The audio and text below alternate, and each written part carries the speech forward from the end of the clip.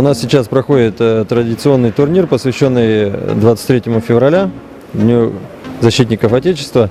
И мы ежегодно проводим этот турнир. В этом сезоне он у нас по 3 возрастным группам. Вот сейчас мы будем наблюдать самых младших, которые участвуют. У нас дети 2005-2006 годов рождения. И следующий этап — это старшая и средняя возрастная группа 99-2004 год рождения. И самые взрослые у нас это чемпионат города Якутска. Он заканчивается тоже 22 числа.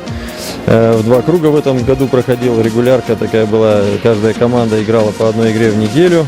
Начали мы 15 ноября и вот заканчиваем 22 числа. 7 команд в этом чемпионате принимают участие. По детям у нас вот самая маленькая группа 3 команды и среднее звено получается 5 команд. А еще в этом месяце или в следующем месяце планируются какие-то такие большие грандиозные соревнования проводить?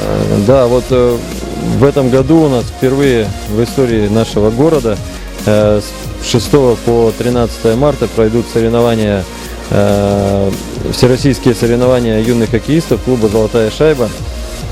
К нам уже дали подтверждение об участии команды Приморского края, Хабаровского края, Сахалин, Читинская область, это Забайкалье, и Якутск. Вот пока 5 команд, которые будут принимать участие.